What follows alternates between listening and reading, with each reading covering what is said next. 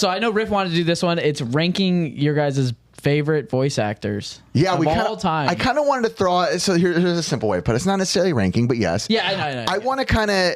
There's so many powerful voices that you hear within cinema that you feel like they have such an impact on your life and as that character. I have some of my favorites, so I know Curtis is just going to kind of throw some out. I'll throw some out too. And we just kind of rank them. Like, where do they stand as the voice? These are great voice probably their friends for sure. They could be your voice. Could be your friends. Mel Blanc. Oh, the easiest one of all. Legendary. Yeah. Yeah. Oh, mine was John DiMaggio. So Bender. Bender and the voice of Marcus Phoenix. Oh, he's the voice of Marcus Phoenix? Yeah. Which is Gears of War, if you guys... It's one of my favorite games of all time. And I live, breathe, and die Gears of War. So if I have to give an honest ranking, it's not going to be that high because... you don't need to rank my voice actor. I'm shooting him down. I'm not the biggest Futurama guy, even though I like it. Really? Yeah. Wow, that's surprising because you're a Simpsons fan. Huge. So you're a Matt Groening fan, but they don't love Futurama. But Bender is like one of has a cult following. Dude. Absolutely. Yeah, he's great. Yeah. So how about you? I'm going to throw out a voice, and I'd love everyone's ranking on it. And again, I don't necessarily even know who the voice actors are, but I just want to talk about the impact of the voice. Yeah. For me, we talked about at the swap meet, Winnie the Pooh. Oh, that's Jim Cummings. Jim Cummings, yeah. Jim Cummings. That's one of the voices to me where when I hear it, it's like it immediately, I almost get like emotional when I hear it. Yeah. Because it's such a sweet, soothing, comforting voice. I always feel like it's so interesting, no matter what situation Winnie the Pooh is in, that it never makes you feel as a kid, like even if it's a blustery day, like I'm not worried, right? I'm not actually worried about what's happening. I feel like even if something's going on, Winnie the Pooh is right there soothing me along with the journey that I'm on. Right. So for me, that's like one of my favorite voices. Yeah, I'm gonna take a cop out of my book. I mean, just because they're here, Pete Capella and John Griffith. John Griffith. My uncle didn't start out in voiceover. John. That's cool. Yeah, I want to know about, what do you guys think about the Winnie the Pooh voice? You can tell me if you think it sucks. I'm not a fan. But legendary. I grew up watching Winnie the Pooh. I was never a huge fan of it, though. You know. Got it. And way to crap my childhood. I know. It's all right. I had Eeyore vibes, so I didn't really, you know what I mean? I think the voice is great, and I think for the reason you just said is like that's a cartoon that's meant to soothe kids. And I think it very much does its job for sure. Have you guys ever tried to like almost enact other voice roles? 100%. Yeah. Well, that's such a big part of voiceover as it is because number one, you're always given celebrity references. We want to sound like this. So even if I do a commercial audition and they give me Donald Glover or something, like I'll do a take where I absolutely try to sound like Donald Glover just because that's what and you never know what's going to come out of that because you could go, oh, I could take this part of it. I'm not doing an imitation anymore. I'm just kind of tweaking my performance to sound more in that ballpark. But then when I auditioned for Sonic, they played clips of Ryan Drummond for me, although I didn't know who Ryan was at the time. And they said, we don't want you to copy this, but this is... your inspiration, kind exactly, of. Yeah. Pull from it. And it's funny because then I hear Ryan do his Sonic, and I'm like, that sounds like such a... And I don't mean this as a diss, but like primitive version of where I started, and then it evolved from there. I feel, evolution of your own... like characteristics into it. Yeah. And the fact that I grew up imitating everyone that had a distinct voice in my family or friends of my family, like it was such it just landed on my ear in a certain way that I could recreate it and then get a reaction from it. It's huge. Now, how like true is this that you have to kind of pull from your own truth to really become a character? Because I know you pretty much had to create your own voice. So yeah, when people, I'm going to go back to something Jason said earlier. Yeah. He said he doesn't know what to tell people when they ask, how do you become a voice actor? And I always have one answer, which is take acting lessons. Because voice acting is really hard. Everyone can make a funny voice. We've all been like, same thing. I grew up before there were like home video cameras. So I only had a voice recorder, recording onto cassette. So we that's what you'd grow up doing. But in order to bring something to life, and if you put the camera on me, I can do that easily. I can do it with just my eyes or just physical motions. But with voice acting, it's just your voice. So you're emoting in all the ways with just the voice. And I think that takes a really good actor more than it does a silly voice. Anybody can make a silly voice. Yeah. But it's really about bringing a character to life fully with just your voice. Ask him to do It's No Use with just his eyes. With who? With just his eyes. Can we get a close-up on this? I don't think they zoom in. I'd have to go and manually do it. But Sorry, audio listeners. I have a question. Do you guys, is there someone in your mind or a specific character or role that you feel like is one of the most impactful, like that is one of the best voice acting roles you've ever seen portrayed within cinema, within video games, or what? When you hear it, you're like I have one that I could say is like one of my defining childhood voice acting roles, which I'll say after. Yeah, but yeah. do you guys have one? The short answer is well, yes and no. But there was a series of video games that my cousin and I played for the PC called Under a Killing Moon and what was the other one? Pandora's Directive. But it followed this. They were live action. And it followed this detective named Tex Murphy. And everything, you could click on everything in Tex. I remember that game. Yeah. And Tex Murphy would explain, that's a Victrola from blah, blah, blah, blah, blah. Don't put your finger too close to it because it might, like that sort of thing.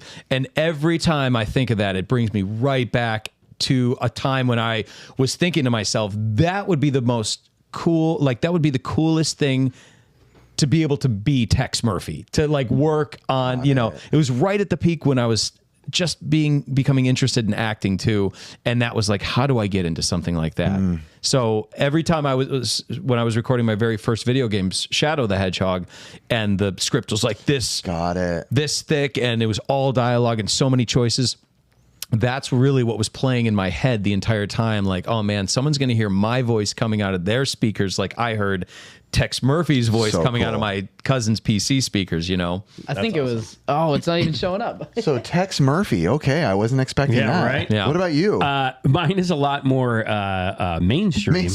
Like anybody else has heard of it. Hey, but I like And I it. think this is That's him. That's It was Chris Jones. Chris Jones. Yeah. Mine is definitely Jim Henson.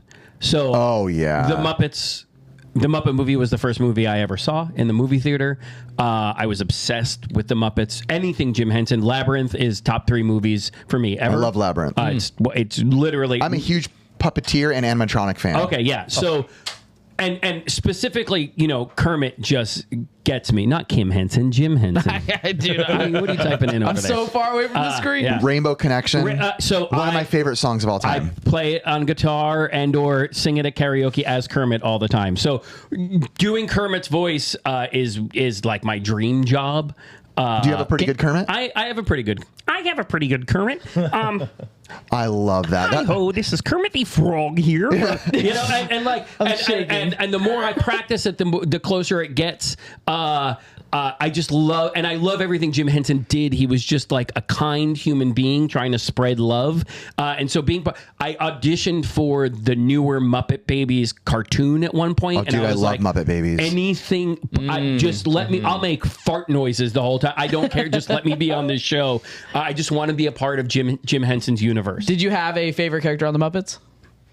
At the time, it was probably Robin, Kermit's nephew, because I was a little bit younger and that I thought that was really cool. But they're all great. Zoot was my other favorite character who barely said anything, but he's the saxophone player in the band. Yeah. I just love everything. The whole show is so genius and cool. And then again, you go to Labyrinth and like Unreal. It's just A visual perfection. visual wonder. Yeah, it's absolutely amazing. And like flopped in the movie theater. Yeah. It has a very cult following, though. Yes, it blew up after that. But like, I know that movie inside and out. Yeah, same. It's the best. Am I crazy? Beaker was on Muppets, I was right? just about to say Beaker. Beaker was like literally Yeah. And Bunsen. And Beaker, they were great. One of my favorites, and it's interesting, and I didn't even put this together until you just said it. You said the Muppets. One of them was your first movie you ever saw in theaters. One of the first movie I ever saw in theaters with my dad was The Lion King. Oh, yeah. And to this day, one of my favorite voices, and I know he was a mainstream actor, especially in Home Improvement, Jonathan Taylor Thomas's voice in there is such a powerful voice for me. Again, it's one of those things where I can hear it and I get emotional. And I think it's because I remember my mom left. She went to a funeral because my grandpa died, but I went to the movies with my dad and saw that movie. And I think that's why there's like such an emotional attachment. I'm sure your dad did not know that Mufasa died in the movie. Probably not. Oh, no. That, and obviously one of the other big ones is obviously the legendary Robin Williams as the genie. Oh, it's just the genie is just the stupidest, best performance, stupidly good. You couldn't recreate it. I've been on an improv stage with Robin Williams, and that was just the most amazing thing. Really? Yeah. Wow. Yeah, he was in the most insane genius ever. Yeah. Yeah. He was a gamer too. I bet. Yeah, no, I think that he named his daughter Zelda. Yeah. And I think it was for those reasons. Right. Cool. Wow. Hey, Yeah, do there's you a have lot. a couple? Yeah, sorry, I'm just trying to think of the other ones. It's but- interesting how the early day Disney movies, there's so many. There he is, Jonathan. Is the audience be able to see that? If my No, wife, no, no. I'm just showing. So if my wife could have had her way, that would be my wife's husband right now. My wife too. You look kind of. You could pass for a modern day Jonathan Taylor My Thomas. wife too. Oh, She really? always talks about it. And then my daughter recently discovered it, who's now 11 or 12, and she was just like, "Oh, Daddy, that guy's cute." There was a time when we were showing our sons Jungle to Jungle every week. Like that was their movie. Now it's Encino Man and Bill and Ted's Excellent Adventure. Encino Man. That's a good they love one. it. They love it. I'm trying to think what other Disney characters stick out to me as some of the bigger strongholds. just watched James Earl Thomas, no?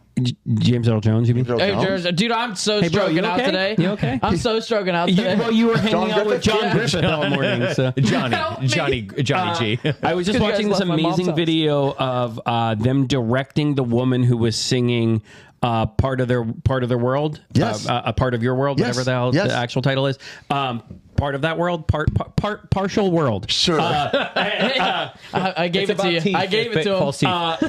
And they were directing her on like she's in the booth singing the song. And like that's beautiful, that's amazing, but like okay, now you're like, but you're in a private. You're talking to yourself. You're in and like the way they changed how she sang the song, and to watch her do that, and then make this song go from something big and Broadway-esque to like small and personal. It was just the coolest thing. It was really, really cool. That was a reminder of a question I had. How hard is it for you guys to be able to just do it solo by yourself rather than bouncing off other people in the booth or at least across from you? Now it's easy. Not that it was hard before, but you really have to use your imagination to hear the other person. And of course, your instinct could be wrong, but 9 times out of 10, if that's the case, they're going to have you come and re-record it anyway. But it's easier now, especially because what we do as voiceover actors is give lots of options. And that's something that comes instinctually now, where if I'm recording a line, I'm doing this new documentary right now for the History Channel where we go line by line, and I will just throw out 5 different ideas for each line as they come to me. It's not like premeditated. It's like my brain's muscle has developed in such a way that I heard what I just did, and then I can give a variation on that and a variation on that. But really, it's pretty, I do it right the first time every time. Yeah, every time. Nice. That's what they call nice. Waxed. one take Johnny. We're both Johnny. I miss the days of being. I love it. I miss the days of especially with auditions. I miss the days of going to a booth with a director and having them be like, yeah, you nailed it, but like, what if we so much and like, because that really, you are now recording your auditions and sending them out into the ether, and you don't even know if people are listening to them. I mean, they say they are, and I assume they are, but like, it really, they could be like, oh, what? John Griffin, I know him, and just click on his and be like, yeah, this is the guy, you know? So right. To add to that, that's happened to me before. Don't worry, this is normal with Curtis not to know. Half the time I'm stroking, man. So we already know. Not to cut you off, but that I want to add to that I've been in a situation where they said, yeah, as soon as we heard your audition, we stopped listening to all the other auditions because you were the voice. And I was like, that's awesome. But at the same time, I was like, oh no, that's probably happened to me so many many times where I was number 43, but number 22 was the one they stopped listening at. Wow. You know, Interesting. yeah, because they just don't have time. You know, if they're going to find what they like, it's like There it we is. love this. We don't have to go and try to best that. And anymore, unfortunately, they're bringing in too many people, in my opinion, now. So, like, now that everything's on the internet, they've like expanded that to 10 times of what they used to bring in. Yeah. So there's a couple up here. The audience won't be able to see it. Yeah. Is there any names up here that stand? Oh, for me, Tom Kenny. I'm a huge SpongeBob Yeah, guy. yeah, when of my course. wife was in labor, I think we watched a 36-hour marathon of SpongeBob. There's a lot I got wrong. Also, Dan Castellaneta. Of course. Seth Yeah, MacFarlane, one of my favorite. Dude, Family Guy. Seth directed me in an episode of Orville. I mean, I had one scene, but I did it, and I heard there was a co-director, and the co-director said, that was good. It was just a close-up on me. And then Seth said, that was damn good. And I was like, well, Ooh. there we go. That's all I needed. You know, get me out of this 3 hours of makeup now. I can go home. What you happy. should have said was, you should hear my voiceover work. Yeah, exactly. I love Kevin Michael Richardson is a good friend of mine. Who's he do? He's a Who's great Kevin Michael dude. Richardson do? He does a million. He's in everything. He's the bartender, the bartender with the afro in Family Guy. The guy who took over the clam. He's in everything. But what about Nancy Cartwright up there is a good one for me too. Yeah, of course. Yeah, anybody Simpsons is great. Anybody, and aren't they doing like isn't like Dan and those guys doing like 15, 20 voices of those characters? Yeah. Because they all Oh said my gosh, originally there was like probably 6 cast members. You know, And they're just going on Yeah. all those. Man. Have you worked with the majority up here, or are they pretty much doing their own thing? These voice actors. I know a lot of them are not here today. We've but been in projects with some of projects, these yeah. people, but Yeah. again, you don't work with them, you know. You ever worked with Mark Hamill? God, I wish. I played Darth Vader, and everyone knows that. Yeah. Like in real life. No, although I did a project with Christopher Lloyd. Not at the same time, but at the same project. And That's a good one. He was supposedly like, I was talking to Joe Vegas, directed or recorded him, and he just said he was the coolest guy ever. And he needed there had to be like a fishbowl full of Reese's Pieces for him in the booth. Wow. Like that was the one thing That sounds so good right now. That sounds so counterintuitive to your voice. There was one voice that I had to look up, which was Buzz Lightyear. The first one was Patrick Warburton. He was the first Buzz Lightyear? What was No, it? that would be No. He's Joe Swanson, and then he was Buzz Buzz Lightyear. Lightyear Kronk. is Tim Tim Allen. Allen. Tim Allen, yeah. Was it really? Yeah. Am I Bro. crazy? Yes. You poor guy today. Dude, I am stroking. Kids these days. I think you meant know, John man. Warburton. Which was Tim Allen's name before he went to jail. Break this laptop. John, he's gonna get roasted for It's thinking that Buzz Lightyear was not. Yeah, Tim come on, Allen. dude. That's Hey, man, Tom I leaned Hanks and into Tim it. Allen. Yeah. How about what was it? What was He just the wants other me to one? move on out of the question. No, I will say Mark Hamill's Joker though, and Batman the It's Animated is the best. There's See, nothing better. When we say defining, that's my defining yeah, Joker. absolutely. That's Yeah. my defining Joker. I think a couple of those people were at Pensacon with us. I think Billy West was there. Billy West was not there. He wasn't? No, I I don't think so. Was Tom on, Kenny dude. there? What are you, Tom Curtis? Kenny was no, he wasn't there either. Rob Paulson was there. Yes, That's so funny. Don LaFontaine was not there. no, he's dead. Definitely not there. Definitely Phil not there. Lamar was there. Yeah, I remember. Yep. Do you guys play Sonic games? I just did this morning. I was waiting on it. I played 06 for a while. Okay, so what's your thought on that? Because there was for a while that game was like, oh my gosh, it's so bad, Yeah, and now so everyone's like, it's a cult following. I didn't have the glitchiness in the game, to be fair, because I know certain games did. I loved what they did with Silver's character specifically. Like, I liked that there was, now there's other powers in this game instead of just running fast. So I love that you got to do all the things with all the different characters. And I thought the storyline was really cool. It was a little weird that it was implied that maybe Sonic and the princess had a little physical thing. Yeah, that was kind What of do you fun. mean implied?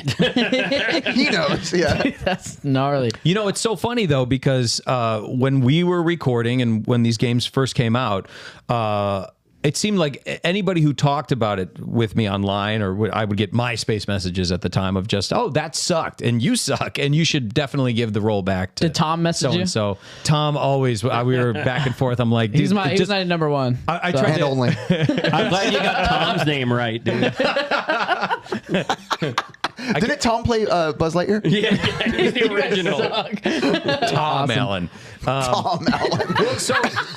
So good. for the longest time, I thought, I guess these games just suck. But this is the most surprising and I think gratifying thing about doing these personal appearances now is we're meeting everybody who was 6, 7 years old at the time, who's now in their late 20s, early 30s. They're like, oh no, we love this game because this is what we grew up with. But at the time, those weren't the 30-year-olds messaging me on MySpace saying, go to hell and get... The comment section at the time, that's what it was. Yeah. And so... That's interesting you say that. I didn't think about that. That's such a true statement that when you're a kid, you're not like, how's the voice acting? Right. That's nothing, right? Resident Evil is known to have some of the funniest, goofiest lines, the way they're delivered, but nobody thought about that when you're a kid. Right. Yeah. You're playing, it's when you get older, you're like, oh my gosh, that was delivered so weird. And they played the cues weird and the timing weird. Yeah. But now it's like such an icon that anyone that grew up with it like me was like, no, I loved that. Those games, when they started putting storylines in them, it really like affected people. Yes. And so like, we were at Pensacon recently, and which is a big convention in Pensacola, Florida. And the night before, our agent and I went to go play poker at a poker room, and we were taking an Uber back from the poker room. And there was this dude who was our Uber driver, and he's like, he was a linebacker of a man, this gigantic dude with dreadlocks. And he's like, "What are you two doing in Pensacola? Like, you clearly you're not from here." And I wasn't going to say anything, but our agent has no filter, as you well know, and was just like, "Oh yeah, I'm an agent, and this is one of my voice actors." Oh, it was him. No, it was Jack, the man who we know. Okay, the man, and so he was like, "Yeah, so this is one of my voice actors from the Sonic games," and I watched him like he's holding the steering wheel, and his like just hands just like tightened, and he goes, "Which one? Who did you voice?" And I was like, "Oh, Silver the Hedgehog." And he started trembling. And I'm telling you, this is a gigantic man. And it winds up like he messaged me. We talked for a little while and took pictures together or whatever. But he messaged me the next day on Instagram. Was just like, "Hey, man, my family abandoned me when I was a kid, and your character got me through." And it's one of those things where it's just like, you don't realize the work that you're doing is taken in by people and it affects them in the way that they want it to affect them. And so like, we're doing this, like, I was having this conversation with my wife yesterday because we were talking about acting. We're both actors. And we're talking about like how that's what acting's about. You just want to affect somebody, and like you just never know what people are going to connect to. And that guy's story, that's not that only story. It's just one of the ones you're hearing. We've heard it a bunch. Yeah, like we have people come up to our booths and they're crying, and they're like, "Jason, what are you staring at?" And he's like, "Oh, I don't know. There's games on the other wall." Look at RC Pro-Am. I have never seen someone in the podcast more mesmerized by my NES I'm game. like choked up over the story, and I just and Jason's like, I'm like, is that Rygar?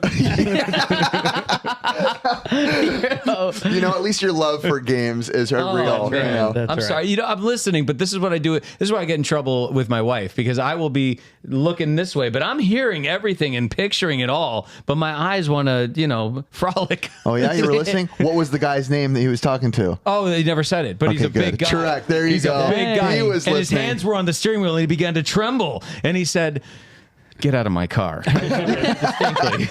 It's called building a story, Jason, No, yeah. Yeah, those things are just crazy because, like you said, you heard it from, that man and you got to hear that story, but there's thousands and thousands of more of those stories, but you're just not getting to hear them all. Totally. Yeah. Totally. You're affecting people's life. Again, and I was just talking, I think, to you guys about this earlier. This is one of the most surprising things about meeting fans is the way that you've impacted their lives in such a way that wasn't even a possibility in my mind that it was that anything like that had happened.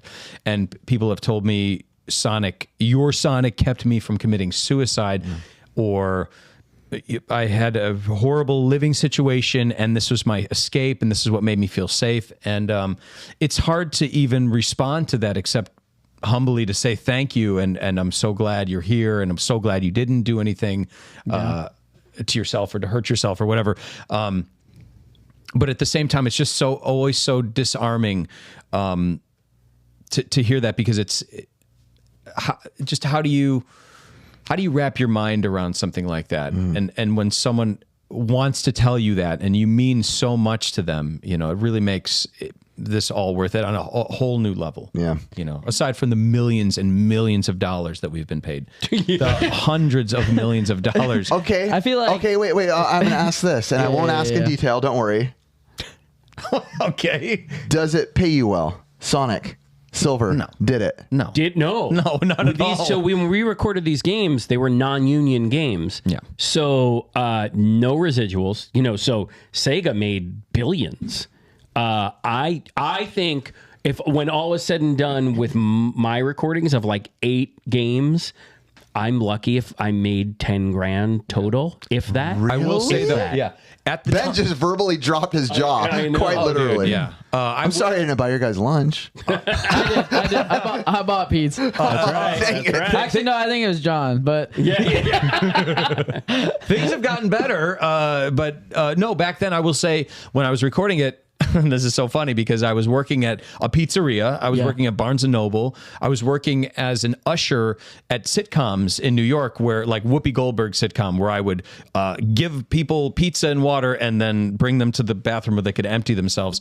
So making $10 an hour. So at that time, recording, you know, I think it was just a couple $100 an hour. Really, to record, it was. I think that was exactly what it was 200 an hour, I think. It was like a windfall for me. And how long you were recording?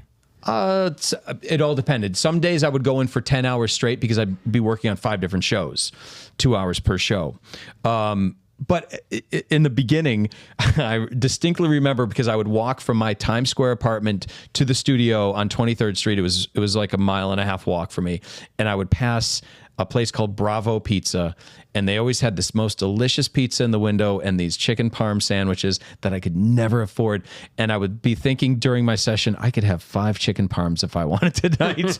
Every session, or I'd be thinking, man, I could get 600 bags of jalapeno chips. Was that when you were recording Sonic? And when I was recording I Sonic, love it. Jalapeno that's chips. what was going through my mind. If anybody wants to know, in the booth, I was thinking about chips and chicken parm sandwiches because I felt like I'd hit the lotto. Do you know? actually like chili dogs in real life? No. Oh, No, I don't. I don't. you're vegetarian. I'm well vegetarian, but Do A they make? vegan chili dog is really good. Do you eat tofu? I do. Yeah, You like it? I do. I Wait can't a minute, eat it. wait. I heard you guys eat a certain way, right? They're vegans. We do. Well, he eats with his mouth open, and I eat with my eyes closed. That's the best response you could have. I'd be eating with my mouth open too if I was vegan. I am not that crazy, but I definitely got it wrong. He wasn't the first, but he definitely played one of the voice roles. Oh, for it. you were looking That's at what Buzz happened that whole Lightyear. time is you were trying to justify. So for the your- audience who can't see that, Dude, I am so dumb. Half the right time I now, have to prove it. Curtis looked up Buzz Lightyear Star Command, the TV animated show, to see because That's what I grew up with. That's he the was thing. so embarrassed that he I got know. the role wrong. I'm so dumb. half Dave's the time. World. Dude, you hacked into the system and put his name Yeah, in. right. It's just a Google spreadsheet. You guys were like, why wasn't he paying attention? He just like totally was typing over there. Man, I will say too, like I'm just super thankful too because I was thinking about it in the car after we were filming. We filmed for our main channel before they were at the swap meet with us. If you didn't get a chance to check that out, whenever it goes out, probably a month from whenever. But I was just driving and I'm like, man, what a cool like world we're in where like I get to like go to the swap meet, hang out with my friends, meet new friends who are in the same world of shows and games that I played. And I'm like, what like an unreal blessing that we're in this sphere. Like, so I really have to sometimes like stop and like think about it and be like, thank you, like for where I'm at in my life. Oh, yeah. Absolutely. Because I know I'm very aware there's millions, yes, quite literally millions of people who would kill to be in situations like we are doing this, living with friends and having fun. And it's like, what a like a unbelievable place. And- I have to say though, if I think they'll regret killing later, because if I had killed to be here today, I'd be thinking about it right now. Like That is true. shouldn't have killed that guy. Just shut up and stare at NES games again. And honestly, like you guys are like unquestionably some of the greatest people I've met. We Like, were saying it when literally behind your back. I'm like, literally, I was like, dude, thank God. Like, these guys are super cool, down to earth dudes. Oh well, that's nice. You never know when you're like, You never hey, know. we know you're actors that we like, but come to our podcast. And we could be at lunch like, Curtis, how do we get out of this? These guys suck. And the fact that you guys This came out guy's swap meeting with us, which is like, no. That was, gosh, yeah. dude, that was. I wish it didn't rain because I would have Oh. stayed there all day. I know. love that stuff. Same. As soon as I mentioned swap meet to my wife, she's like, "Oh, we're coming." and honestly, you gotta come back. Her jam is the swap meet. When I mentioned swapping meat with Curtis's mom, she gets really Man, I was gonna do a wife swap thing with Jason's wife, but it didn't work. You beat me to it. you got to take the kids though too. That pass, hard pass. yeah. And thank you guys for being here. And guys, you guys can expect them at SoCal Gaming Expo. Come June to 8th, SoCal. June 9th, Wait, when is that? June 8th and June 9th at the Pasadena Center. Go say hi to him. Have him do some voices. Shove a non-vegan chili dog in Jason's mouth. Sure. I'm sorry. Can't wait until they shove a non-vegan chili dog into my mouth. We used to have a thing where we'd slap each other on our shows, Yeah. and like people who watch our show would come up and slap us, and I was like, I don't know if I'm no super way. comfortable with that. Yeah. Like, And they'll have a table, right? absolutely. And guys, get lined up because their table is going to be filled. I already know it. You guys need to plug anything? You guys good? Yeah. Anything? You guys got any? Geez, I mean, when does this come out? This will be out in about a Probably month April, from yeah. the date. So in April. I think just follow us on Instagram and Twitter and Facebook, I guess, if that's still a thing now. Yeah, and I'll make sure to put all their links to their socials and everything. How about you, Pete? Yeah, no, I mean, look, thought you meant Social Security. Jason and I are touring the country right now, and soon the world, doing the thing, and just honestly, we just love meeting you guys. Yeah. So come out, say hi, and Show us your art too. There have been so many Yes. people who have. That scared me for a second. I was like, "What is he going to show us? Your what, dude?" Yeah, just that skateboard over there is a fan art right there. So Yeah. I mean, like, I will say that all of the art that I sell at my table, that I sign, is fan art that I have commissioned and or gotten permission to use because I like you guys supported my art, so I'm going to support yours. That is That is good. so awesome. Jason would never do that. No, I would he's a never real ever. jerk. I will He's so rip a picture off, commercialized. like, Yeah. Oh, this took you 18 days, and just rip I it actually up. heard him. We were eating lunch. I heard him say, "Screw the people." Yeah, screw them over and over and over. You know? and over and over. All right, guys. Thank you guys for being here. We That's really it. appreciate Thank you it. guys. Thank you. Thank you guys.